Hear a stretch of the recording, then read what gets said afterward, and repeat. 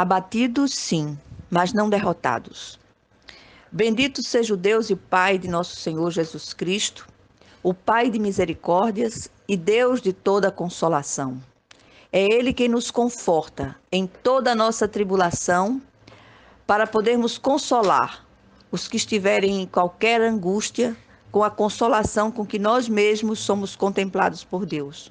Porque assim como os sofrimentos de Cristo se manifestam em grande medida a nosso favor, assim também a nossa consolação transborda por meio de Cristo. 2 Coríntios 1, 3-5. Busquemos estratégias de Deus para atravessarmos as tribulações e não nos sentirmos derrotados. Olhemos para elas como um treinamento da parte de Deus para algo maior que Ele tem para nós. O apóstolo Paulo escreveu aos cristãos de Corinto por vários motivos, mas gostaria de destacar um deles, o propósito de consolar aqueles que se encontravam abatidos. Paulo traz palavras de ações de graças e de conforto aos irmãos que atravessavam dificuldades, partilhando com eles a sua própria experiência. Paulo aqui, em contraste com os falsos apóstolos, se mostra fraco e inútil, mas através de sua fraqueza, a graça e o poder de Deus são engrandecidos.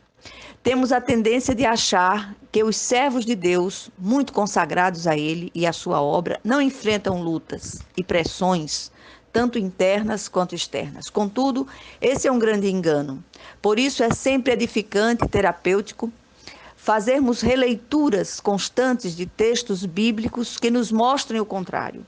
É sempre bom e confortador observarmos o caminhar de homens de Deus como Jó, Davi, Jeremias, Isaías e o próprio apóstolo Paulo, por exemplo.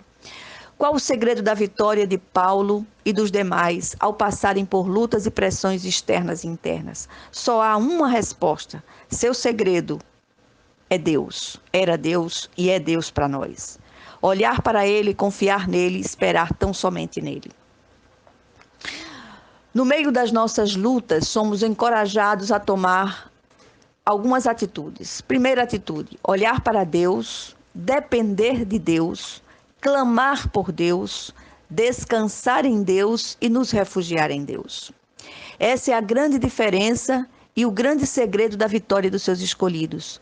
Quando nos encontramos desanimados e prontos para desistir, devemos mudar o foco de nossa atenção, de nós mesmos e dos problemas para Deus. Segunda atitude, não devemos desanimar.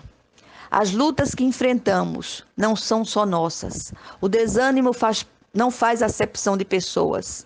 Crente, descrente, velho, moço, homem, mulher, rico, pobre.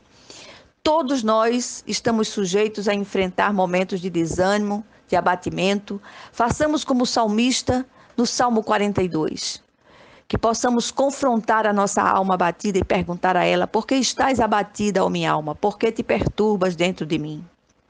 Terceira atitude, não devemos negar os nossos sentimentos. Paulo não nega os seus e Deus também não deseja que neguemos as nossas emoções. O apóstolo, no capítulo 7 desta epístola, diz, em tudo fomos atribulados, lutas por fora, temores por dentro. O Senhor deseja que sejamos absolutamente sinceros com Ele em nossas orações. Ouvi certa vez a respeito de Charles Spurgeon, considerado um dos maiores pregadores de todos os tempos.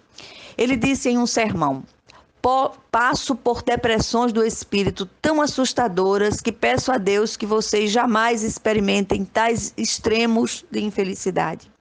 O próprio Paulo diz no contexto lido que passou por tribulações acima de suas forças ao ponto de desesperar da própria vida, ou seja, ele sentiu o desejo de morrer. Quantas vezes não nos sentimos assim também?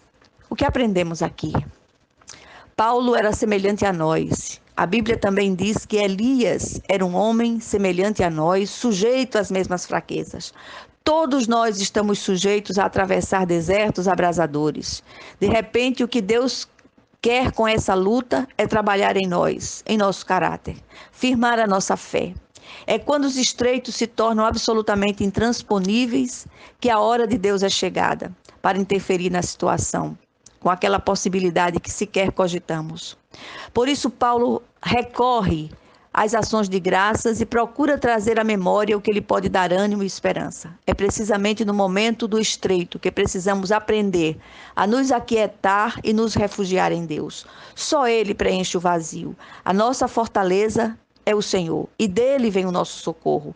Se há algo a ser dito neste momento aos que atravessam estreitos e se acham desanimados, não percam Deus de vista. É possível, sim, que nos sintamos abatidos, mas derrotados jamais. Que o Senhor nos fortaleça nele e na força do seu poder, em nome de Jesus Cristo. Amém.